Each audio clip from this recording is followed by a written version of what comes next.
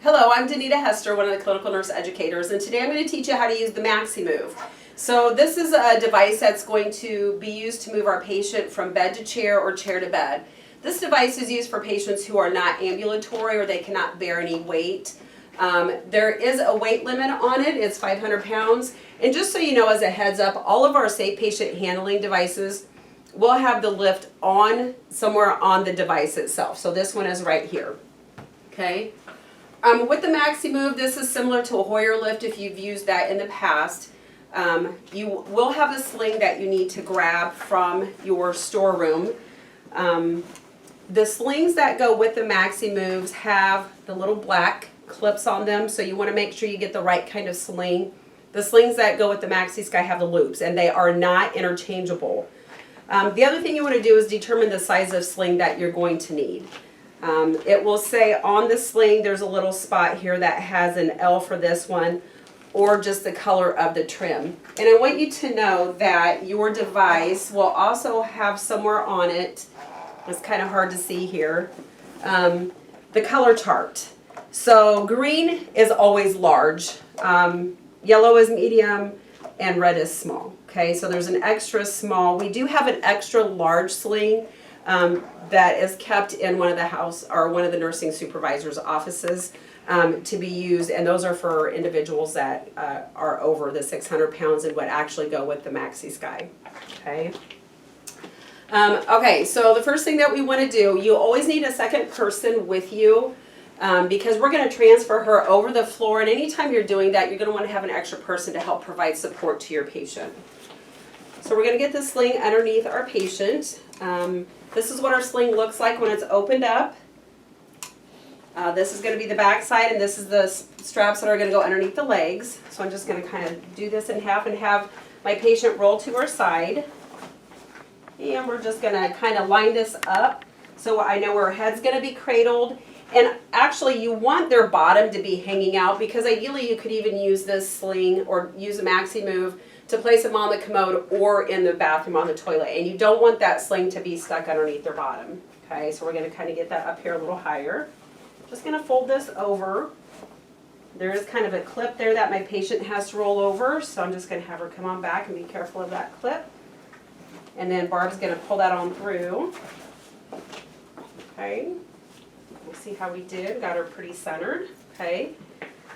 If you need, you can have your patient, maybe if they can bend their knees up and scooch themselves over if it's not completely centered. But typically once you lift them in the sling, it will center them in that sling. Okay? So the next thing we want to do then is go ahead and we're going to slide these underneath her legs. Okay. And then I'm going to bring my Maxi Move in. Now I do want to show you that there's an on and off button here. You do need to turn the on button on, so you just push the green button in.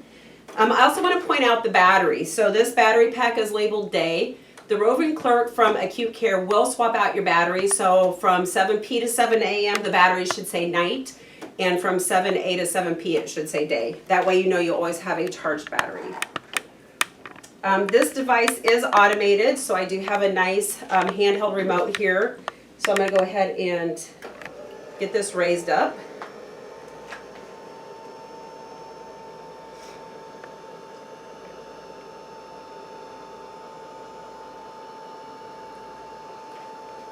So we want to make sure it can clear our patient without hitting her. Then I do want to show you on the remote, we have the up, we have down, we have the button here that reclines the patient back, and then we have the button that sets them up. And then you also have two buttons here that will open and close the legs. So if you need to maneuver around furniture or the brake underneath the bed, you can do that. Okay? And a little FYI, it does have a weight on it. Typically we don't use this weight as like a daily weight. We'll use the weight from the bed or the standing scale. But just so you know that that is there. Okay, so we're going to go ahead and place this over our patient. And because of the location of the brake on the white, oh, I might be able to get around it. Some of the beds have that brake right in the middle, and depending on where your patient is in the bed, you might have to open the legs up. Okay, how are we there? Good? So I'm going to go ahead and lock it. The brakes are down by the wheel, so I'm just going to kick those down. And we're going to go ahead, let's do the legs first since we already have that part lowered. And I might need to bring that down just a little bit. And for these straps, you don't need to cross them because the clips are so close together. And then just watch as you're lowering that you don't pinch your patient's thighs. Okay. And now I'm going to go ahead and do this, this laid back motion, which is going to move my, it's going to move my bar here so I don't have to pull too hard on the straps that go around her back. Oops, sorry, Barb.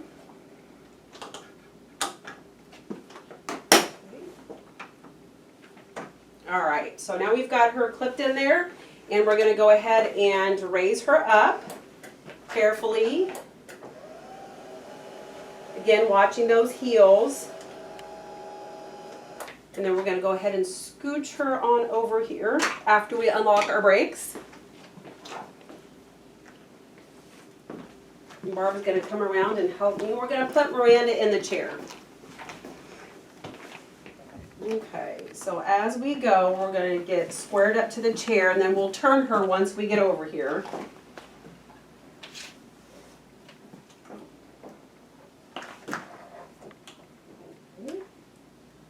You mean easy like that? There you go. So we're going to go ahead and move the legs out to get around the recliner here.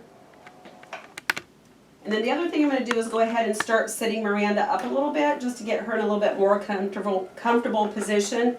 It'll help me move her more square with the machine without hitting her feet on it. Okay, so we're just going to turn her. And then I am going to go ahead and reposition this and get her over the recliner. Okay, that's about it there. All right, so I am going to go ahead and use this and get her, start lowering her down a little bit. And then I'm going to set her up a little bit more and lower her on down.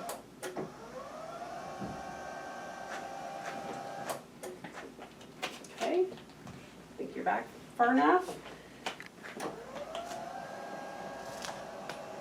Now, if your patient is small like Miranda is here, you might have to use some pillows behind her back or see once you get the sling off if they're able to assist you backing up. Due to the nature of the recliners, it is a little bit harder to get clear back against the back of the chair.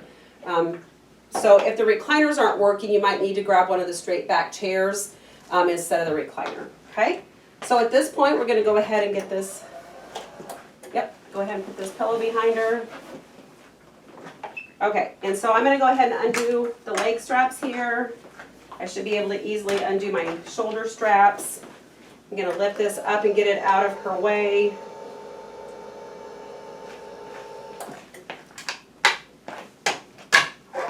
Okay. All right. Now, if the patient's sitting up in the chair, we can just leave the sling behind her. And that way we can just easily move her back to bed using that sling. Right. I think that's about it. If you have any questions, you can always call us in education at extension 4000. Thank you.